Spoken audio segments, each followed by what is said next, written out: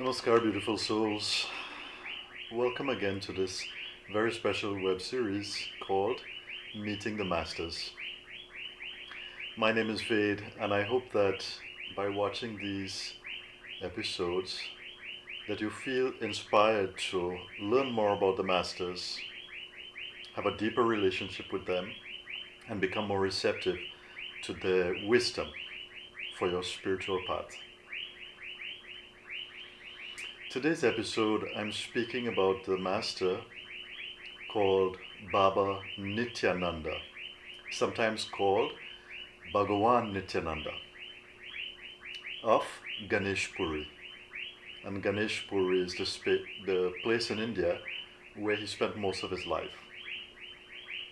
He really traveled throughout India in different locations, but he eventually settled in Ganeshpuri, and he was there when he left his body.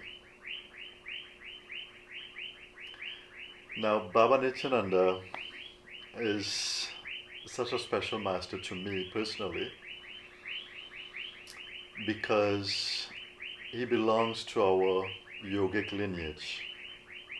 Our yogic lineage is Kundalini Mahayoga, and he is one of the masters of this lineage who initially created the movement of energy that awakened the first disciples.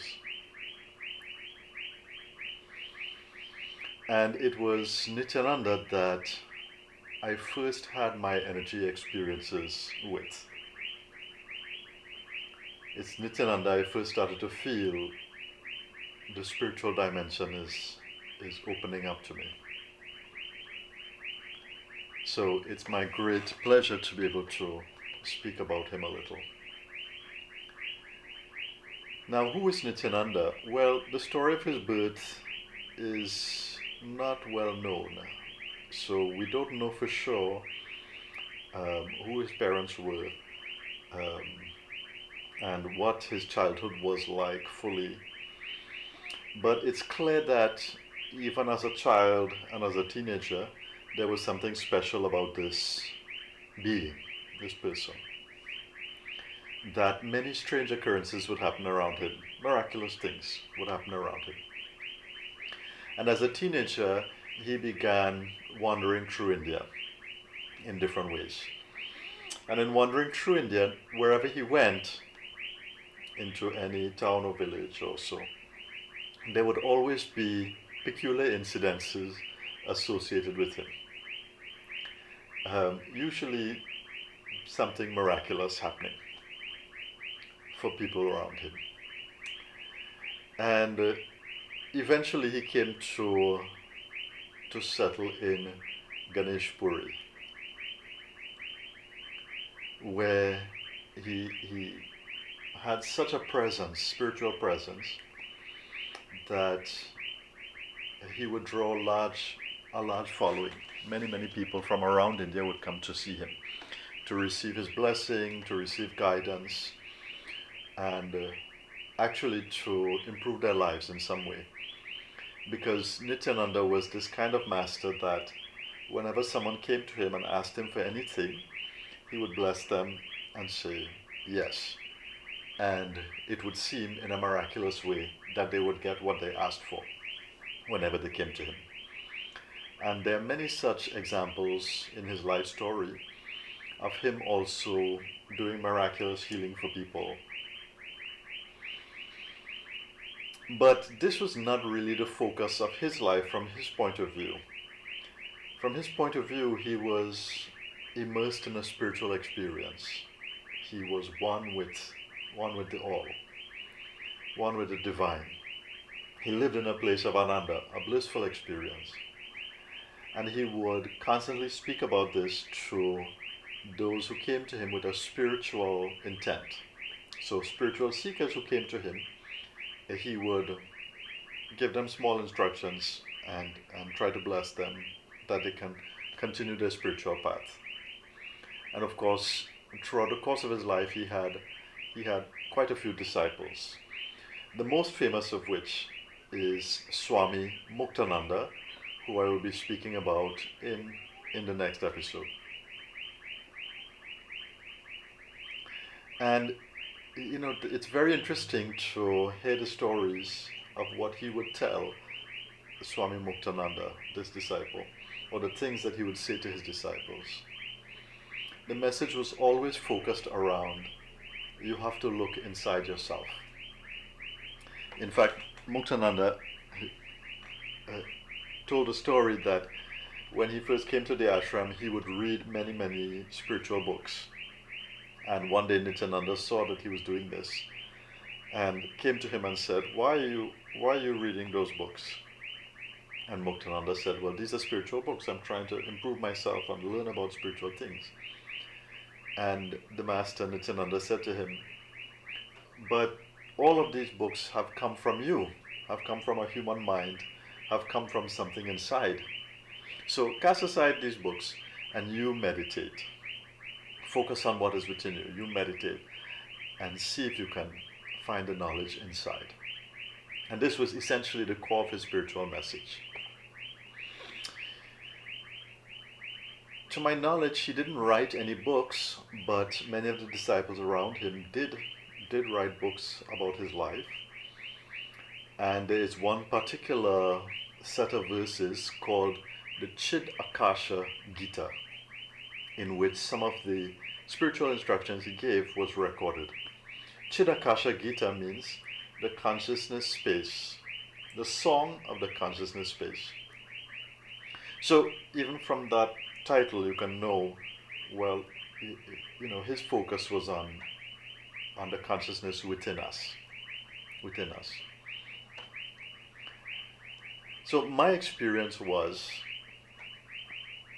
on that fateful day many, many years ago, I was living in the US at the time, and I was sitting in my room, and I was listening to my own guru. He had a program running, and he was saying something about the masters. And I had thought to myself, is there something in what my guru is saying? That was the first time I really took it seriously. I said, what is he really saying? That if I meditate on this, some kind of energy or some kind of power is going to come. And in that moment, I started to feel, well, I need to find out for myself if that's how this works. So I sat in my room to meditate, and I began to focus on this master, Baba Nityananda. And it was during that focusing, that experience, and of course I knew what he looked like because my mother, who was also a disciple of Vasudeva, my mother had pictures of Nityananda in the house. So I knew what he looked like. And I just had the image in my mind. I focused on him and I said the name. And I was thinking about Nityananda, focusing on Nityananda. And it didn't take very long. After a few minutes, I started to feel this kind of presence, this kind of quality in the space around me, like a kind of deepening quality, a kind of stillness was coming into the room. And I also started to feel in my body this feeling like I was being held, supported somehow from inside. And as I stayed with it, focusing on the inside, as I stayed with it, I began to have the energy experience. So from the base of my spine, I started to feel something is happening there. And then I stayed with it, and as I was breathing, I started to feel the flow of energy, almost like water flowing inside the body, flowing upwards along the spine. And it came to this point between the eyebrows. And as it came here, I started to feel an expansion inside. And then I had an experience with that, and then after a few minutes, the energy came back down, and then I felt the presence relaxed. It was still kind of there, but it was not intense anymore. So my first experience of energy actually came from focusing on Nityananda. And that is why in all of the mantra healings we do, or whenever there's some spiritual process, I always hold in my mind that Nityananda is guiding us. That master I see that he is constantly seeking for those who want to awaken spiritually, and he is trying to bless and guide those souls. So he has a very special place in our lineage, and personally for me, a very special place for me. So how can you connect with this master? Well, just by looking at the picture and just by me talking about him, there will be a connection. I could encourage you to read a little more about him on the internet. Make sure it's Bhagwan Nityananda of Ganeshpuri, because Nityananda is a very common name in India. Actually, what does the name mean? I should say that too. Nityananda means, Nitya means eternal, and Ananda means bliss. So he is the master who is immersed in the eternal bliss. This is the quality that he had. And this is said to happen in the space around him. So, in his own ashram where he was, when the followers would come, the disciples would come, all the people coming to see him, there would be this blissful feeling in the people around him, in his presence, this bliss quality. So, you can connect with him by reading about him, learning about his life, looking at the picture.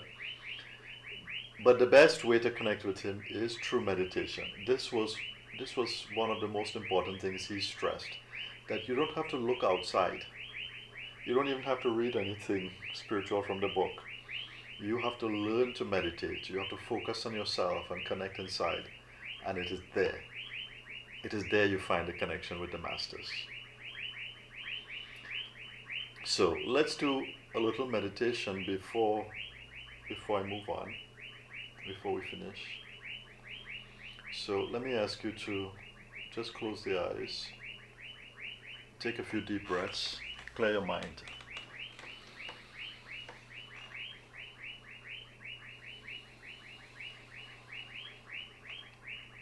Take a moment to relax your body.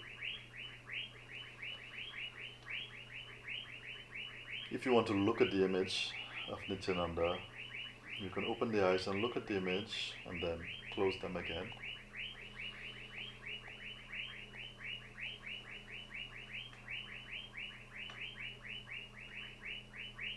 Allow the body to relax. And you're just holding the intent to have a connection. That whatever I can receive for my own spiritual path, I seek to receive. I want to be more receptive to this spiritual presence. And let the breathing become very natural. Slow, deep breaths. And I'm just going to chant a mantra to him. He just says, I bow to Bhagavan Nityananda.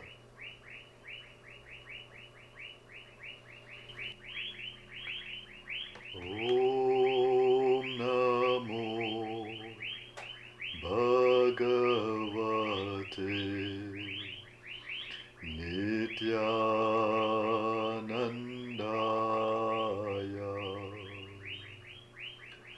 Om Namo Bhagavate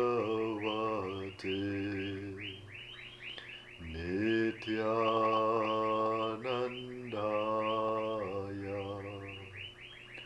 Om Namo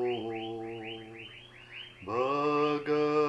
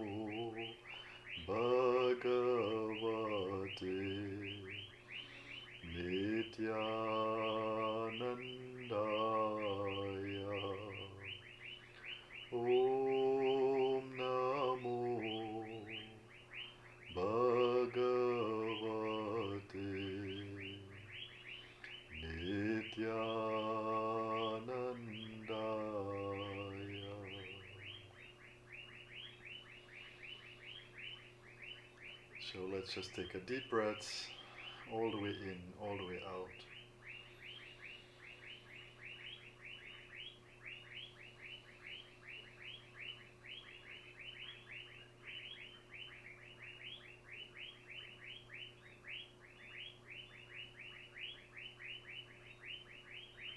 Just be in the silent space, the peaceful space.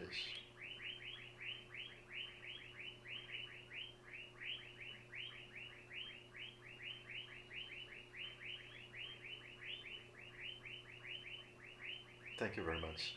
When you feel ready, you can gently open the eyes, coming back.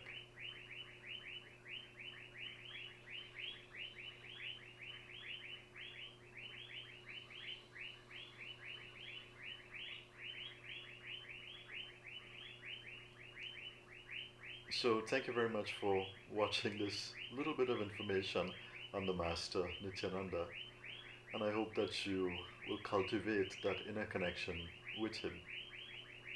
He is seeking to guide and awaken all spiritual seekers. So, as we come to the end of this session, this episode today, I'm just going to say the mantra honoring the gurus and the masters. Om Shri Guru Bhyo Namaha. Om Shri Guru Bhyo Namaha. Om Shri Guru Bhyo Namaha. Om Shanti Shanti Shanti. So I look forward to hearing any of your questions or comments. Of course, when I have a chance, I can respond to them. And in the next episode, I will be speaking about Nityananda's disciple. His name is Swami Muktananda. And he had also a very fascinating life. So, I'll see you in the next one. Namaskar. Thanks for watching, and don't forget to like, share, and subscribe if you want to see more like this. You can also join my WhatsApp channel to see what else I'm up to.